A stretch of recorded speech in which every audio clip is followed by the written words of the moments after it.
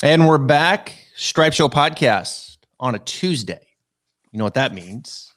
Time to look ahead to the next week. Special podcast yesterday on Monday. Hope you enjoyed it. George Gankis, longtime coach to Matthew Wolff. It's good to see Matthew Wolff playing well again. He's had a good fall series. He's in the field this week in Houston. It's the Hewlett-Packard Enterprise Houston Open. Speaking of new branding, Houston Open has just went through a complete rebrand here as of late. Not a bad field. We'll get to it. And for those watching on YouTube, you can see the man joining me here, Beatin The Bookie.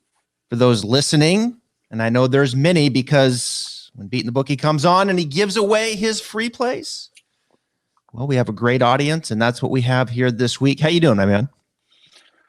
I'm doing great, partially because Matthew Wolff made it a great weekend, 50-1 winner. That's like our fourth one, like you said, on this show. So just hoping to keep it up. First round leaders are tough. So yeah. Hopefully we can get another one this week. Yeah, they are tough. They're designed to be tough, but you've made them look easy, and particularly on this show, we've done, probably at least a half a dozen shows, maybe 7, maybe 8. And you've hit 4 first-round leaders, which is crazy. And Matthew Wolff, your latest at 50-1 last week. He looked good. Good to see a smile on his face. This will be a spot here that I think that he'll like. I was talking to his coach yesterday, George Gankis. I don't think Matthew even really liked the course last week down in Mayakoba. I think he's a bigger fan of this course this week.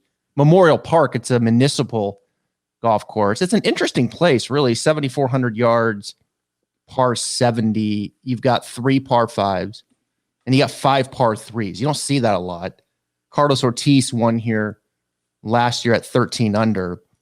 And when you look at this place, and I've reached out to some people and sources out there about this golf course, this is a course that I think you've got to elevate, certainly the short game. There's a lot of courses on the PGA Tour that you'll go through, and short game, you can kind of push down to the bottom. It's a ball striker's paradise, and then, of course, have your good putting week.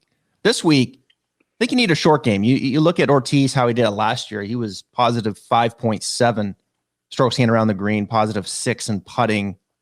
And it was pretty consistent when you kind of look through the guys that did well. That up and down game certainly plays into the strategy here this week. It's pretty long, as I mentioned, 7,400. You look at this place, what kind of player you looking for here, Beatin The Bookie? Well, it's actually, I read that it was one of the most played public courses in the country. So it's pretty long. I'm just, a guy like Carlos Ortiz, he just, the defending champion here. I think he was like the first Mexican winner in 43 years on tour. He just got second at Mayakoba. So, Mayakoba, we saw back-to-back winners with Victor Hovland. And I feel like in the PGA, you see like events happen in like multiples, right? Like last year, we hadn't seen a playoff for a while on tour. Mm-hmm. And then last year we saw playoffs like, what was it? 5 straight weeks. It was just unbelievable. So I'm thinking maybe Carlos Ortiz can get the job done this week, but I don't think we have to worry about an accurate driver this week, anything like that.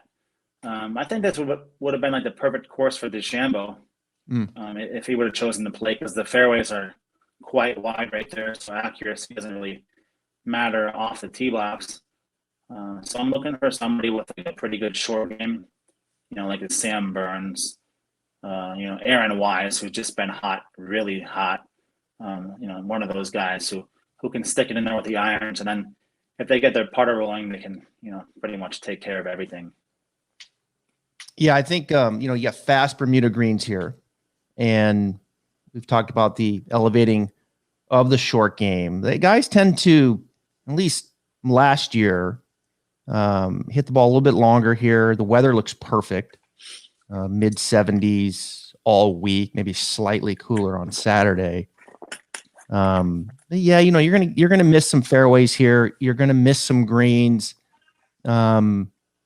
maybe a little more so than what you would see in tour average. So, but you've got to be able to get the ball up and down. You're going to be challenged here. Not surprised to see Victor not playing this course. His short game can be his downfall, though I spent much of the week last week talking about the improvement of his short game. And that pass palm can help that because the ball sits up and you're not going to get that luxury this week. And that's one of the things that tour players do so well week in and week out is managing the different grasses, pitching the ball off these grasses, putting different greens.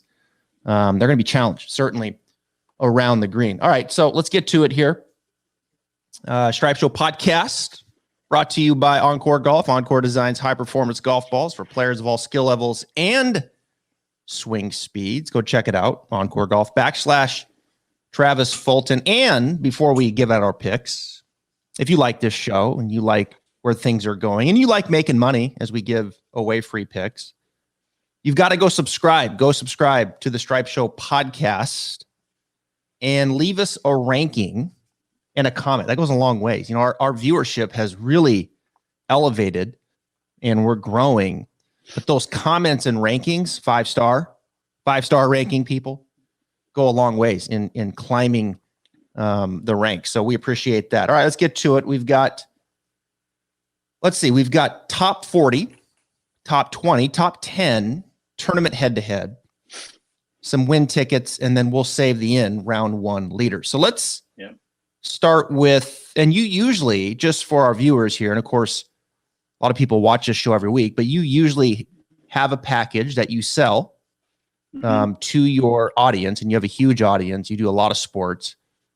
And this week, you're just giving it away to these people. So that's very kind of you. We appreciate that, Beatin The Bookie. Let's start with your top 40. Who do you got? Just like last week. So I'm not going to have my first package until the Sony Open. Okay. But I'll tell you what we'll do. I'll pick out someone. I'll let you do it. Someone who subscribes and rates it 5 stars on iTunes. Leave your email address with the rating, and I'll have you pick one person that'll win the Sony Open package. So they'll get the first golf package of the year for free by leaving a rating. So you can pick the person. I'll let you do that. All right. Okay. All right. So we start off the Houston Open with the top 40. And like I said, all my plays are to win the unit listed. So if a play is minus 155 for 1 unit, you're going to bet 1.55 units to win 1. On and on and on. All right. So we start off with the top 40. And the first play I'm going to give is a 3-unit play. So we're going to start off with a 3-unit play. Top 40 finish for Carlos Ortiz, minus 135. Carlos got second place at Mayakoba last week. He is also defending champion here at the Houston Open. So he knows the course very well. Defending champion. Hovland was defending champion last week, and we saw him get the victory. Ortiz is playing some great golf, and I think he's a steal right here at minus 135. And that's for 3 units. And all my plays here, the odds are from FanDuel. Okay. FanDuel had the best odds for all the top 40s and everything else. So I got these all from FanDuel. So Carlos Ortiz, minus 135, top 40. That's the first play. The second play we're going to go to is Brooks Kepka, top 40, minus 165 for 1 unit. Brooks hasn't been playing great this season. He finished 67th at the Shriners, 38th at the CJ Cup. However, he did shoot 15 under. And he missed the cut last week in Mexico, which is really not a surprise because it looked like he enjoyed himself fairly well on the beach with his fiance. So I think it's time for Brooks to break out in this tournament. He also had part in course design of this course. Yep. And he got 5th place here last year. And I'm rocking the Kepca shirt. So I see that. We're gonna go with Kepka, top 40, minus 165 for 1 unit. Next, we're moving on to, I think you're the president of his fan club, Sam Burns, top 40 finish, minus 165 for 2 units. I think minus 165 for Sam Burns to finish in the top 40. I think he should be minus like 220, to be honest. Hmm. It don't really factor. I mean, I just don't know how his odds are so low. You look at his season so far this year. He won the Sanderson, as we all know. He got 14th at the Shriners. He got 5th at the CJ Cup, and now he's had about 3 weeks off. So I think he's well rested, and I think Sam can, easily finish in the top 10. So I'm taking top 40 for 2 units, just because I think that there's a lot of value there. So Sam Burns, top 40 for 2 units. The final top 40 play we have is another golfer who's, we've been riding his train now for the last 2 tournaments. He's cashed for us each time. Aaron Weiss, top 40, minus 155. Aaron's having a great season to start 2021-22. Got 26th at the Sanderson, 8th at the Shriners, 5th at the CJ Cup, and 15th last week. So he's playing some great golf. He's finished inside the top 30 every tournament. I like where his game is trending. He's playing a lot more consistent. And I think you're going to see Aaron Weiss, position himself this year as one of the best golfers in the PGA. So those are the top 40 plays. Yeah, we've been talking a lot about Aaron Weiss on this podcast, and he's been really good to me here in the fall series. I really like that play a lot. I think Ortiz is going to play well also. I love Sam Burns. I worry a little bit about him here. The short game can get a little weird sometimes, but I do think he's certainly one of the best ball strikers and putters, and particularly on Bermuda, in the world. So Sam Burns always has that capability of coming in and just wiring you with ball striking like Victor can. So Kepca, like it's the vacation's over, right? It's time to it's time to start focusing, and that's all it takes for Kepca is just to focus. And there's a guy by the name of Bryson DeChambeau lingering in a head-to-head, and he doesn't want to lose that. But Aaron Weiss is interesting. I think I was kind of debating Weiss and Scheffler last week, and I was like, I think the two are kind of equal when it comes to ball striking. Weiss gets very clunky with the putter historically, and particularly last year, but he's went back to this long putter. You don't see those very often. He's got this long putter going. Works with a guy by the name of Stephen Sweeney, and I think he's really helped him damn near save his career because his putting was awful. And Aaron Weiss makes putts. Look out. I think he could win. So I think those are safe picks. The one guy that I would add that I'm maybe a little biased towards this week is Taylor Gooch. I like what I've been seeing out of Taylor Gooch. He's one of those guys that I think is very strong around the green, and he has had one hell of a fall, folks. I mean, we're talking, he's played 4 events in the fall, and he's been in the top 11 all 4 times, and he's going to be on the podcast tomorrow. So anyway. And you know what? I actually thought Gooch was going to get us last week for the first round leader, because I think he was like 6 under through the first 6 holes, something crazy. And I was just like, oh, here we go. Please don't take out Matt Wolff. But, he was on fire. So he is playing some great golf. You can't, 4 top 11s and 4 events. I mean, you can't really be more consistent than that. No. And these fields we know are not the strongest, right? So we know these are kind of second tier fields. So when you start seeing odds that you're not used to seeing, it can scare you a little bit, right? You're not used to seeing Sam Burns at 12-1 to win. Scotty Scheffler 18-1 to win. Taylor Gooch 22-1 to win. And we'll get to your win tickets here in a bit, but you just have to kind of wrap your mind around, like, this is second tier. Who are those better players in second tier? I mean, Sam Burns, no question. Yeah. And I think Taylor Gooch is coming now. I think he really is. I'm going to add the Taylor Gooch into that mix. All right. Those are our top 40s. Up next, we have top 20s, and you have 2. Yeah, I've got, top 20s, and it's wash, rinse, and repeat right here with Carlos Ortiz plus 190 for 1 unit. So 1 unit would win 1.9 units. Again, I think Ortiz is going to have a great weekend, so I'm just taking advantage of pretty like low odds for his current status and that he's defending champion. So Carlos Ortiz, top 20 plus 190 for 1 unit. The next golfer is Cam Smith. We saw him really be dominant at times last year, especially with his putter. At the BMW, he had a chance to shoot, what was that, 59? Missed a putt there at the end, but this is second event of this season. He got 9th at the CJ Cup. So he's had about 3 weeks off, just like Sam Burns.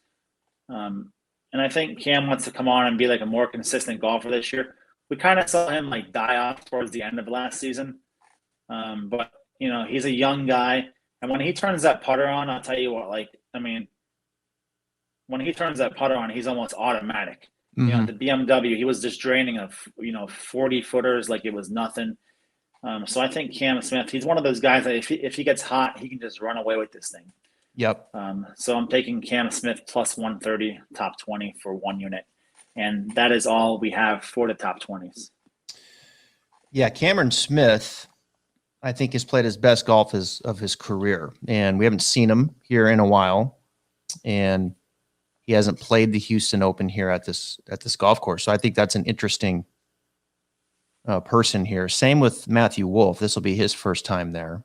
And same with Joaquin Niemann and Patrick Reed, for that matter, just kind of going through some names here. But yeah, you're on Ortiz plus 190, Cam Smith plus 130. Finau was T24 last year at this facility. Sungjae M was T50 last year. Scheffler has yet to break into the top 20 here in the last 2 years, looking at some of these. Yeah, Ortiz, man, first in 2021, T4 in 2020. Sign me up for the Houston Open, right, for Carlos Ortiz. You can't really do much better, to be honest. You take any look at Finau? Was there any interest in Finau as you were going through this? The only time Tony Finau wins is when I fade him. Yeah. So whenever I bet on him, he certainly does not come through. Like last week, didn't come through for me. He beat me. He beat me and John Rahm in the BMW, and after that, I started to back him a little bit. Tony Finau, he can finally win for me, and he just continues to. Every time I bet him, he just misses a cut or he doesn't play well. He just plays inconsistently. So I've just gone back to just not even betting Tony Finau. I just don't even look. If he beats me, he beats me, but I'm just not going to burn my money by betting him. So, yeah. I think when it's tough, I think, with Finau and it is a longer course. So I think that's certainly going to play into his hand. I don't know if it's a bomber's paradise, but this up and down game, right? Scrambling. Finau is probably not the first that comes to mind, when it comes to paying that kind of price on this course. You look at the last 50 rounds before we get to your top 10s. The last 50 rounds, the best short game players in this field, Steven Yeager's number 1. So if you want to go down the list and find yourself a bomber or a long shot bomber, Steven Yeager coming off the Korn Ferry Tour is number 1. Brian Harman's an interesting name. Brian Harman's kind of that gritty, short game kind of player around the green, putting. Can he do enough with his ball striking? Literally short game. Yeah, it is. Right. The other name that I'll give you, I gave you Gooch early. I'll add another name, and that's Seamus Power. And Seamus is like one of those guys, like I like to try to get out in front of some of these guys that I think are coming. And I think Seamus Power, he had the win there, in the alternate tournament situation. But he's a player that I think is really coming, and same with Gooch. It's the same conversation I was having about Sam Burns really at this time last year, and now we see where he is. I think Power is a complete player, and I think this is a pretty good spot for him. He's really strong around the greens. Yeah. He's a good iron player. He doesn't up off the tee. I'm gonna add a little Seamus Power with Gooch to this unbelievable group of players that we've went through to this point. Let's go to top 10s. You've got 3 plays. Yeah, I just wanted to add that Seamus Power. I mean, that's a great name. that's a name that, whenever I hear Seamus Power, I'm thinking like 1920 Grand Slam champion for majors. The guy's just got a fantastic name. Like Right? he's like a Boardwalk Empire character. I mean, but so real quick here in the fall series, 21st at Shriners, 12th at Bermuda, 11th at Mayakoba. Barbasol, I couldn't get it out of my brain into my mouth of the tournament that he won, the opposite field event. He won the Barbasol, 8th at John Deere, 8th at Rocket Mortgage. I mean, this guy's had some really good finishes. I mean, he has had a very good season, and you look at him. I like the way he plays for this course. Yeah. I think Seamus Power could be interesting. All right, enough with him. Let's go to top 10. All right, so top 10, we're going to start with another familiar name. We talked about him already. Aaron Weiss, plus 360. There he is again. Plus 360, Aaron Weiss, top 10 for 1 unit. So 1 unit wins 3.6. Again, I like to ride these hot golfers as long as I can. I'm going down with the ship if it goes down, but I don't want to miss it. And I think Aaron Weiss, I think he's ready to win, We could see a win coming up in the next maybe 10 events, something in the early season where he can just stay hot and win it all. So Aaron Weiss, plus 360 for 1 unit. Going to go back to Carlos Ortiz, plus 410 for top 10 for 1 unit. I mean, this is defending champion. He had a great finish here, like you said, 5th place in 2019. So to be plus 410 for the top 10, especially coming off a 2nd place finish last week at Mayakoba, I'll take that value any day of the week. So I'm backing Carlos Ortiz here in top 40, top 20, and top 10. So that's 5 combined units on him. So hopefully he can get the job done. And the final one is Brooks Kepka, plus 420 for 1 unit. I know he's been having a poor season. I don't really know if it's been poor. I just don't think he's applied himself maybe yet. Yeah. I definitely don't think he applied himself last weekend in Mexico. But I think now is the time where the season's going to start. The season's starting. I mean, things are getting underway. You want to win that FedEx Player of the Year. You got to start playing well in some of these events. So Brooks Kepka, plus 420, top 10 finish for 1 unit. Those are great odds for Kepka, especially at a place where he had part in redesigning the course, should I say. Yep. And he got 5th place here last year. So Brooks Kepka, plus 420, top 10. That rounds out the top 10 finishes. So let's go back to last year because they were playing here at Memorial. We talked about Ortiz. Matsuyama finished 2nd with DJ. Neither one of them are here. So Gooch was 4th and Kepka was 5th, tied with Streka. And then you had 7th with Sam Burns with Mackenzie Hughes, Terrell Hatton, who Terrell seems like a right spot for him, kind of a grinders type place, get up and down, hang in there. But Kepka shot 65-65 in the weekend. He actually got off to a really sluggish start last year, 72-70. So he was 2 over heading into the weekend, and the cut was plus 3. So he made it just inside. And then he just goes and has the best weekend of anybody on the first page of the leaderboard. So yeah, there's some good vibes happening for him. Yeah. And I do think, to your point, I think a lot of it is kind of focused with Kepka. He's admitted that, sometimes he's probably not all in, in his own way. But as of late, he's like, you look at a lot of his comments that I've been reading in social media, he seems to be healthy and he's been practicing a lot. So yeah, that's a good thing. He missed the cut at Mayakoba. It hasn't been a good fall, and he really didn't play that great at the Ryder Cup. So it'll be interesting to see if he can get the engines fired up here as he's heading to that head-to-head with Bryson, because we did see some good golf in the summer where he went 2nd at the PGA, 4th at the U.S. Open, 5th at the Travelers, 6th at the Open. So the firepower's there. It's just getting it to turn on. But those were some of the people last year when you look at how they fared at this tournament. One of the names that I think is kind of interesting that I've written down a number of times as we start kind of, maybe looking down the board a little bit more. Shane Lowry. It's a guy that, can I think, could he do enough to slip into a top 10? Maybe he's a better top 20 play. And if you want to go even a little bit down, even more down the road, Harold Varner is kind of an interesting name to me here as well. He kind of checks out well in some of the profiles that I put together in trying to try to get that profile to match up with the type of player that has played well here in the past, and particularly last year. So those are a couple names I think to think about. Top 10, maybe a little aggressive, but maybe it's better in top 20 or a top 40 as you kind of work down the board. All right, so now we're going to go tournament head-to-head. These are 3 plays, tournament head-to-head, not first round. So let's go tournament head-to-head, your 3. So like you said, these are tournament head-to-head, so these are all 4 rounds. Unless, of course, our guy makes the cut and the guy he's playing misses the cut, then you would win after the second round. The first matchup we're doing, and you can find these all on FanDuel. The first matchup we're doing is Sam Burns, -120 over Sung Jae Im for 2 units. I think Sam Burns is a top 5 golfer right now in the world.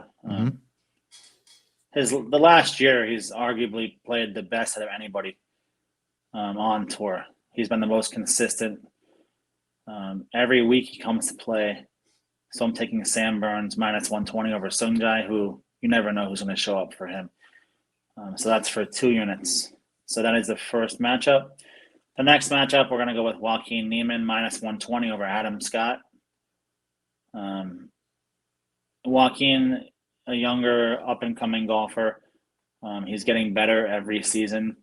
Adam Scott, what's his motivation to play well this weekend, He's played so much golf in his career. I don't know if the Houston Open exactly does it for him, whereas Joaquin's trying to make a name for himself, get himself some better stature on tour. So I like Joaquin Niemann -120 for 1 unit over Adam Scott. And the final matchup I have for the tournament is Carlos Ortiz -130 versus Lanto Griffin for 2 units. This one's self-explanatory. I mean, Lanto Griffin, I think he's like the most average golfer that always seems to make his way into the top 10. How's that only -130? Sorry, top 20. Lanto, I don't think he really does anything great, to be honest. And Carlos Ortiz, we know he plays this course well, obviously, because we've talked about it all day so far. But yeah, this to be -130, I think this should be like -160 in my eyes. Yeah. So easy. I'll take -130 as a gift. So. Yeah, it's been a tough go for Lanto, although he's played a little better as of late.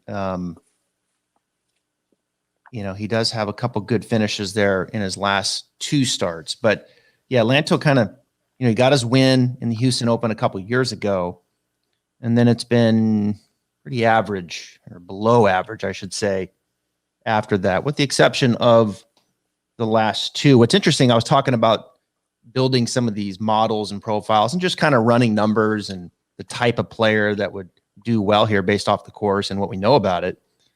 And the top 2 names that came up were Burns and Im. Yeah. And you got Burns over Im, which I would take all day. You know that, because I don't touch Im anymore. Like Sung Jae Im is, you can have him, and I'll take my bumps when he pops. But yeah, that's an easy one. And I was running. There's let's see, there are 3 par 4s over 500 yards here. Yeah, I mean, they're you're going to have some longer proximity into these holds. I want to kind of see who was good from 175 to 200, 200 plus. There's par 4s. Let's see, 8 of them I don't know what the number is, but a decent amount from 450 to 500. Some healthy par 4s. You got the 3 par 5s, weighing out some of the long game, even weighing out bogey avoidance. Which, interesting, Burns is number 1 in the last 50 rounds. That's pretty impressive stuff. Number 2 is Seamus Power, by the way. and then Hatton's 3 in bogey avoidance. Cameron Smith is 5. You've talked about him. But these are how, you kind of start coming to some of these names. These names, as you run these models, are popping up with the type of players that have played well here in the past. So interesting to see as you run that model: Burns 1, Sunjay 2, Hatton 3, Cameron Smith 4, and then HV3, as I mentioned, is 5. All right. I like those. Yeah, Adam Scott, you never know. Neiman played pretty well last week. I kind of just waiting on Neiman to just beat him to death with his ball striking, like he did early in the year a couple times. It seems like, he can, again, like Burns, he's the kind of guy that can blitz you fairways and greens just over and over and over again and beat you that way. All right, let's get into now the win tickets. You've got 3 win tickets. You hit the last time with the win. Let me guess, you got Ortiz. Correct. We've got Ortiz. These are all a half unit. We've got Ortiz plus 3,500. Like I said, it's self-explanatory why I think he'll win. So next we'll move on to Brooks Kepka plus 3,000. I think Kepka, he needs to show his stuff at some point. So whenever I can get Brooks Kepka at 30-1 odds, when for the U.S. Open he's going to be like 12-1, 10-1. So if I can ever get Brooks Kepka at 30-1, I'll take that pretty much all day, especially at a place where he's had some success in the past. So Brooks Kepka plus 3,000, and then the final one I have to win is Max Homa plus 5,000. So yeah, I think this is a pretty good field for Homa. I could see him taking this field if he plays well. I mean, you got Homa, who's a bomber. If his irons are on and his putting is on, this is just a perfect place for him. So I think if he puts it together, 50-1, we've kind of seen Max do well every few events, so we saw him win in Tahoe. And I think maybe he can get the job done here. So I'm, just sprinkling for a half unit Max Homa plus 5,000, because like I said, he's a bomber. And if his irons and putting is on, I think, he's right up there with, Sam Burns. When Homa can get hot, he's just right up there with Burns. So yep. I like Homa plus 5,000. And he's not afraid to win when he gets up there. He's got win equity for sure. Yeah. But he's one of those guys. He is, if you had to say, is there an inconsistent golfer? It's Max. He'll go miscut, T63 first, miscut, T70 second, third. Yeah. Like that's the way he goes. There's very little in between with him. Yeah. But you look at when he does win, I go back to Fortinet where he won out in California, and it was, his approach game was on that week, plus 4.3. He drove it a little better than he usually does, but Homa, he'll win with the putter, and he can get it up and down as he did at Genesis. It was like plus 4.6, plus 3 in short game. So he does have that game that kind of checks out here. I think he could be a little bit overlooked and disrespected here at 50-1, perhaps.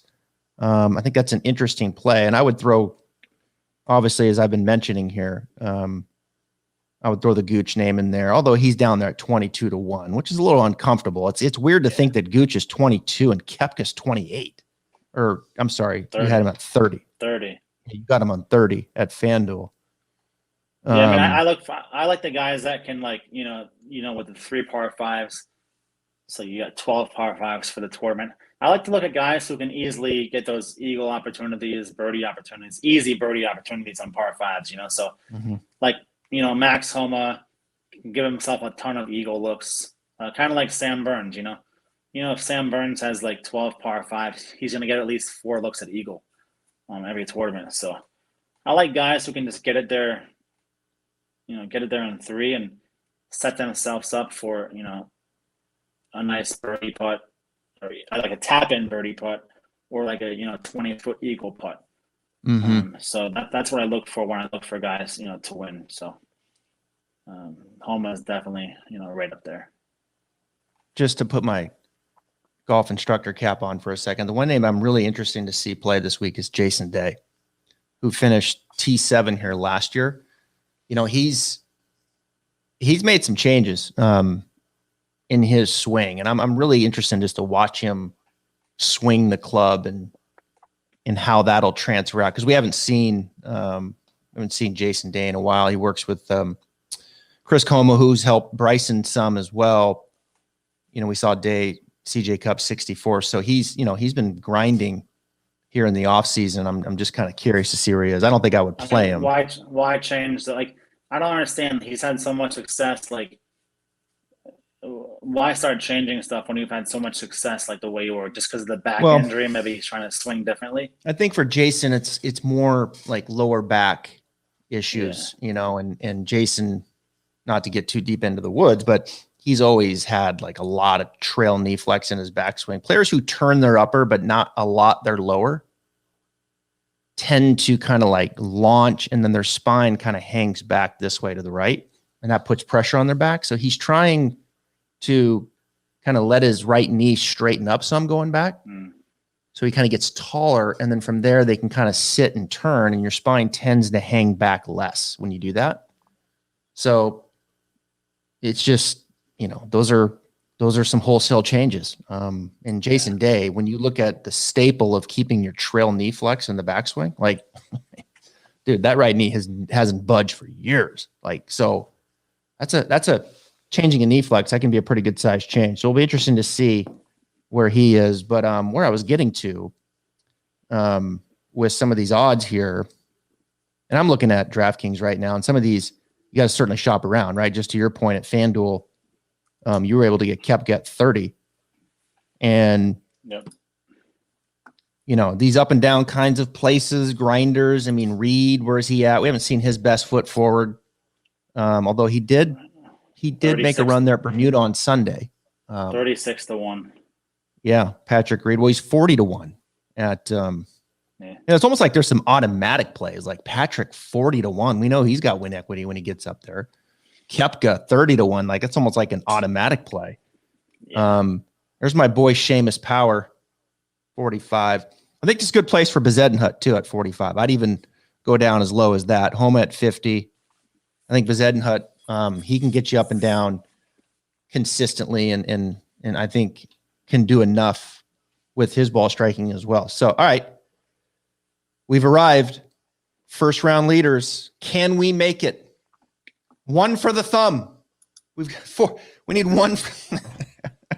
Well, if we count outrights, Rory was the one for the thumb. Okay. I guess if we're just talking of first round leaders, yeah, I mean, I certainly hope we can. We've got. I'm going to shut up because the first round leaders. I don't know how you do it, but let's have it.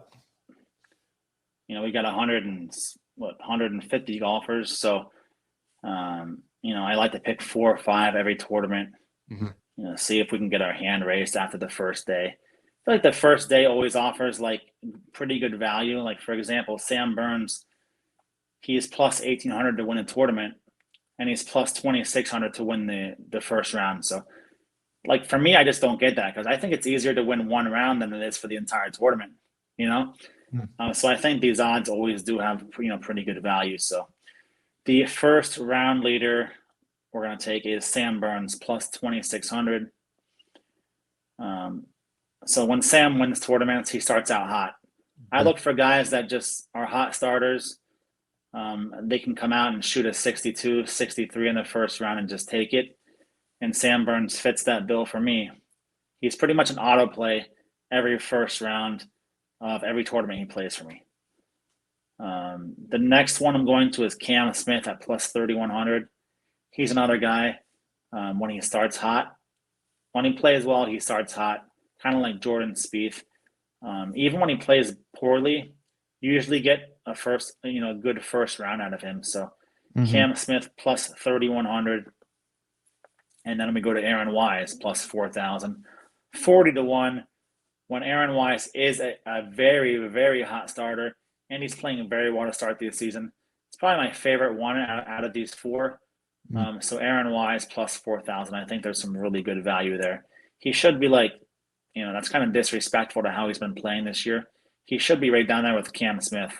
I'm at 31, but I'll take plus 4,000 all day. And then the final one is the guy who got us paid last week at 50-1.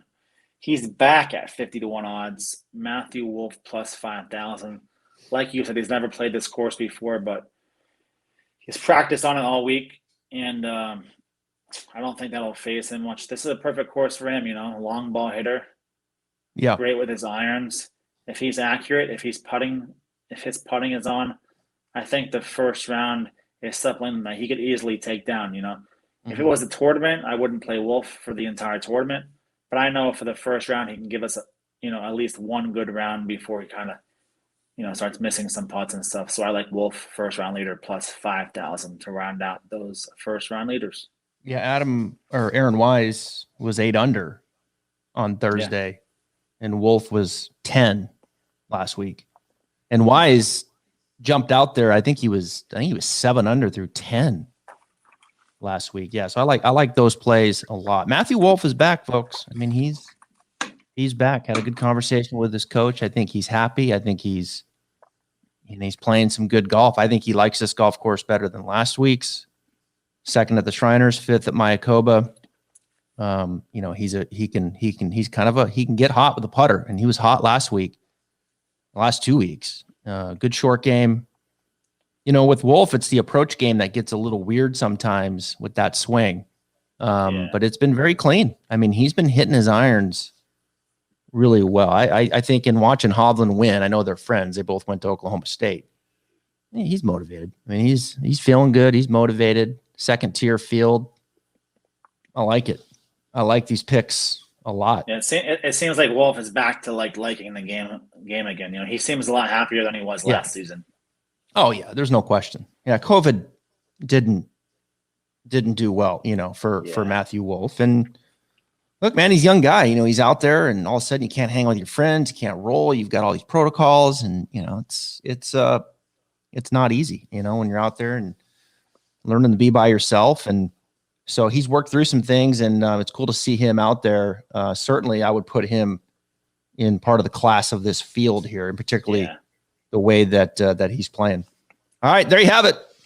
Some free picks, some things to think about here this week. The Hewlett-Packard Enterprise Houston Open. Carlos Ortiz, the defending champion. Memorial Park, weather looks great. And let's hope for some more winners. Beatin the Bookie. You're the man. We appreciate it. Be sure, subscribe, leave a comment and a ranking with your email, and we're going to pick someone, right? And whoever we pick is going to get a free, what'd you say, Sony Open package? Yeah, the first tournament of my package is the Sony Open. Okay. All right. Good stuff. Go see him. Beatin the Book. He does other sports as well. He's the man. Thank you for joining us here on the Stripe Show Pod. Tomorrow, Taylor Gooch. He's on the podcast with Froggy, coming from Houston, a guy that I like this week, and a golf course that he really likes as well. So don't miss the podcast tomorrow. We'll see you.